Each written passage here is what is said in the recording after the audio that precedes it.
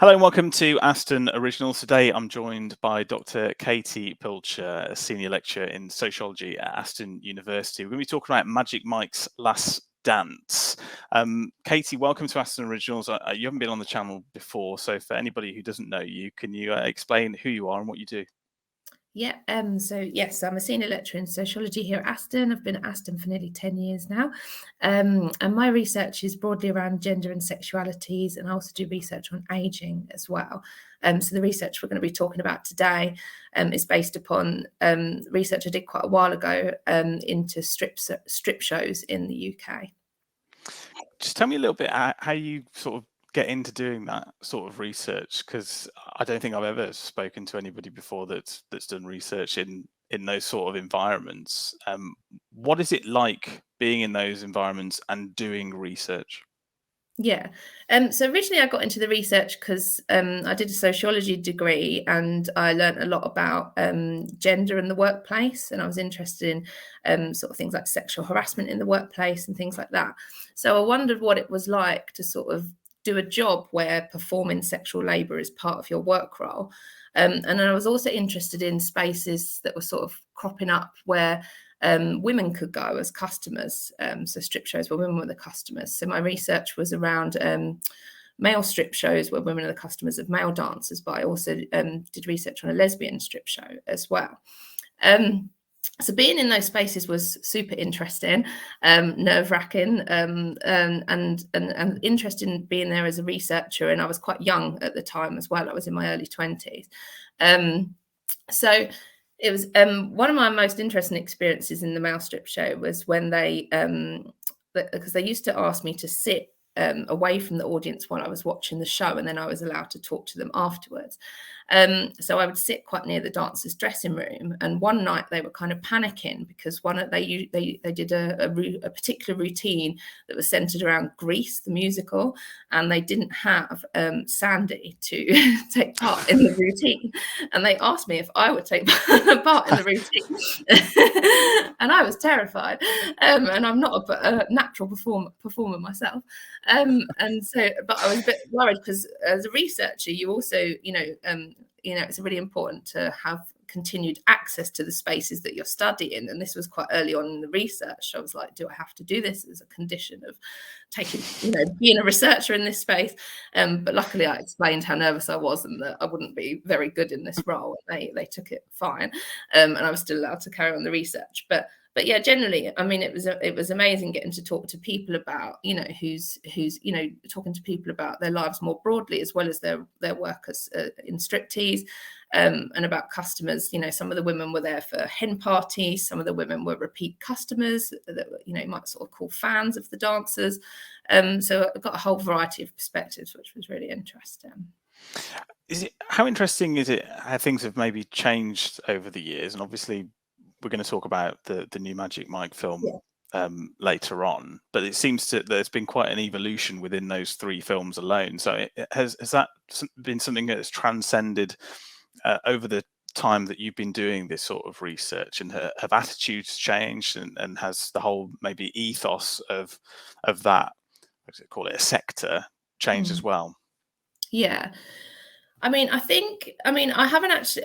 My last research in the clubs themselves was back in the early 2010s. But I've been researching around sex work and around women's sexualities for since then. And I think we've seen in the last few years certainly a lot more sort of spaces and companies set out to sort of put in like women's desire as their central piece kind of thing. So sort of recognizing that there are more spaces for sexual spaces for men than there are for women, but alongside that I think there comes a sort of whole host of issues sometimes around sometimes quite one-dimensional ideas about what women's sexuality is and what women want. One of the things in the shows that I studied that I argued was that, the dancers, the male strip shows put on the very similar routines each week. They'd wear very similar costumes. And it had this very, one-track idea of what sexual entertainment for women looked like, without recognizing people's, multiple potential things they might want to see. And I think in terms of the films, I think the third one now, so the Magic Mike's Last Dance, does sort of center this idea of women's empowerment to a certain extent, which is quite interesting. You know, so and I think Channing Tatum spoke about in interviews around the film how he really wanted to do that. But again, as in my article, I critique you know some of the issues as well as some of the things that are more progressive. One of those themes is that theme of performers thinking that they know what women want. Do you know what women want? You know, you've obviously extensively researched this topic. I know Mel Gibson eventually found out in his film that he did way back in the day. But do you know what women want, and is that reflected in Magic Mike? So I would say that there's definitely not one definition of what women want. And so the problem with the films and with the strip shows themselves is that they understand women's sexuality in just often in a very limited sense. So in the strip shows themselves, they have an idea that women want to see a male hero that whisks the sort of female victim off their feet and is the sort of ultimate savior. So, and you know, and that's reflected in the first two Magic Mike films. So we've got this kind of idea, you know, that one of the films, they talk about themselves as healers, you know, as being able to give women what their, you know, what their husbands and partners in real life can't give to them.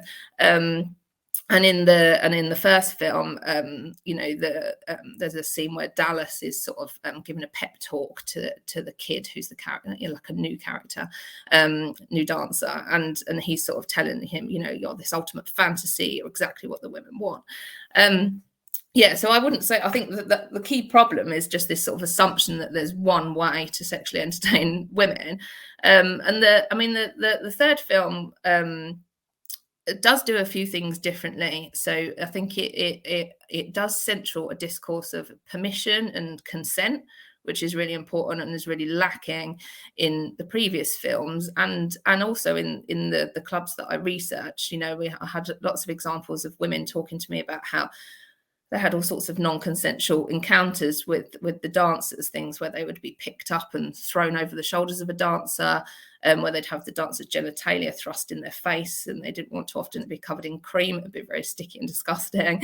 And things that the women did talk about in the venues that they wanted were things like they really wanted, actually, some of the women wanted private dances. So they wanted to be able to have a space like men do in strip clubs where they can be alone with a dancer.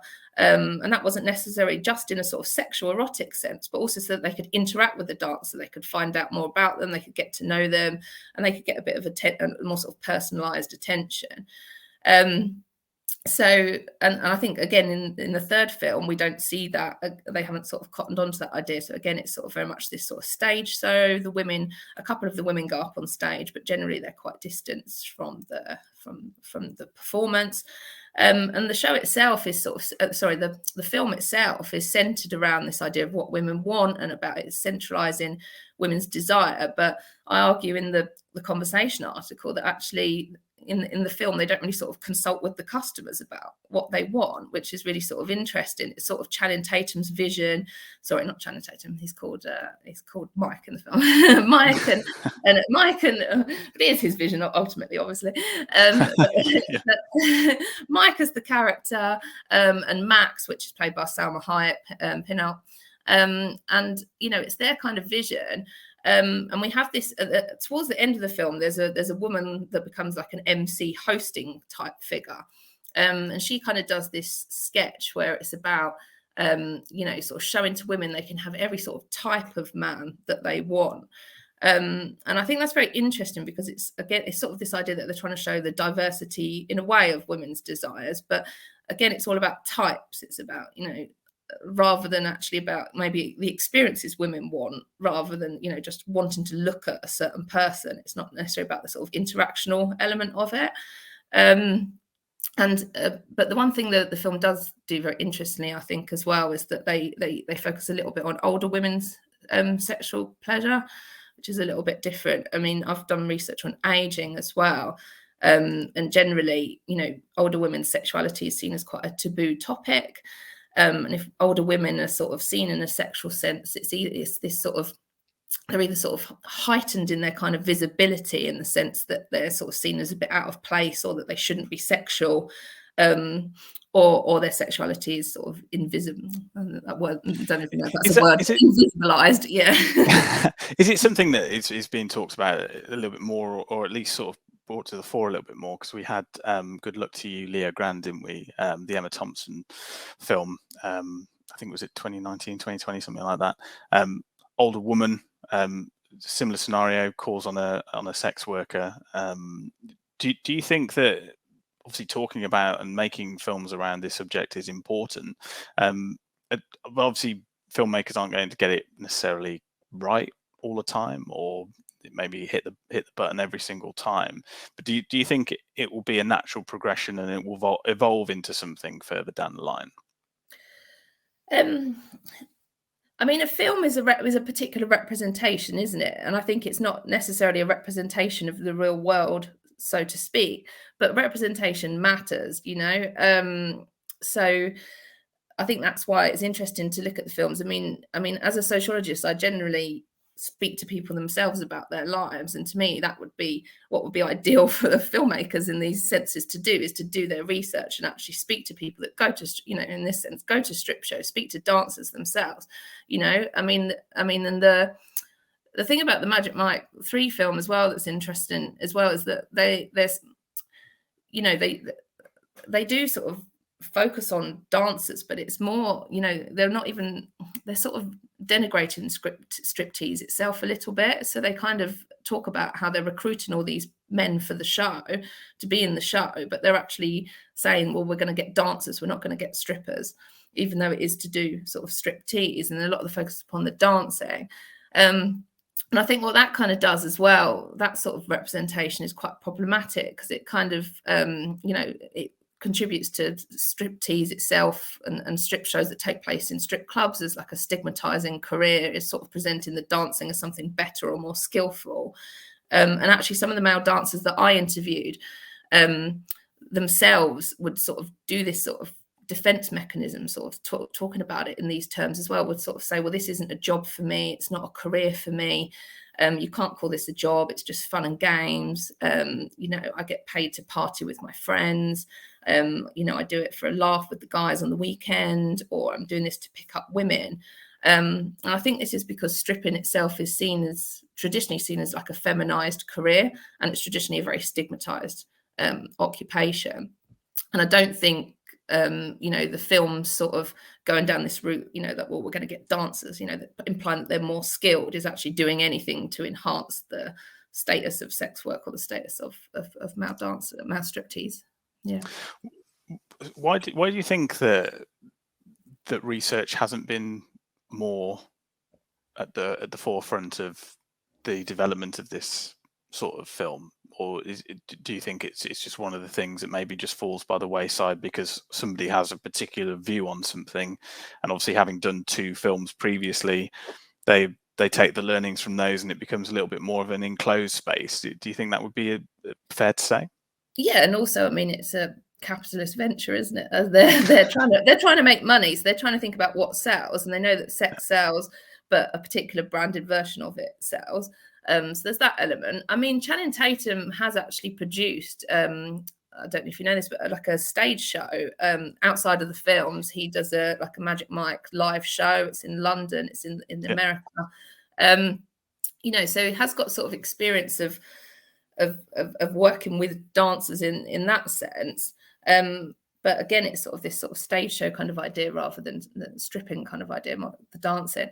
But I mean, I just think, you know, even if they did talk to, they do need to talk to the women customers more for these sorts of things, and again to represent that in the film. You know, we've got a couple of examples where the women go up on stage and tiny little glimpses of them, but not really any sort of, you know, that much insight into their lives, really. And do you think it's a shame that this will be the last one? Do you think there, you know, is a potential for a 4th film where they can sort of continue the work that they've been doing through the first three, and obviously you'll probably be available for any help needed on set to make sure people are doing it correctly. I think it's so tricky because I think, to be fair to them, they have really tried to centre, as I said, this discourse of empowerment and consent. And it's just, to me, it's just sort of a shame that that's not really tied in with the women customers and their kind of experiences. But I think also, you know, Channing Tatum himself is this kind of, you know, I don't know if we say that nowadays, but like pin-up focus kind of thing, you know. And so the film is also trying to do that as well, you know, trying to focus on him to a certain extent as well. And obviously he's had a lot of success in the previous films and, you know, in his previous acting as well. I mean, one of the complaints that I've heard from a few people that have seen the film is that he's not in it enough, actually. So that's interesting in terms of women's desire. They say, you know, why is he only in the one dance at the end? You know, so that's interesting as well. But I mean, I think in terms of making another film, I think they've tried to move with the times in terms of women's equality and where we've moved on. I just think, and also a film, you know, to be fair, a film can't be everything to all people, can it? That's not the point of a film. But yeah, it's quite strange, isn't it? It's quite a strange trilogy, though, isn't it? Because I think it's probably the only one I can really think of where you'd say the first film hasn't aged so well, but the franchise continues. I think that's quite rare, isn't it? And I think probably shows that they maybe are making steps in the right direction. But like you said, your previous point was that you know you can't please everybody all of the time. Yeah.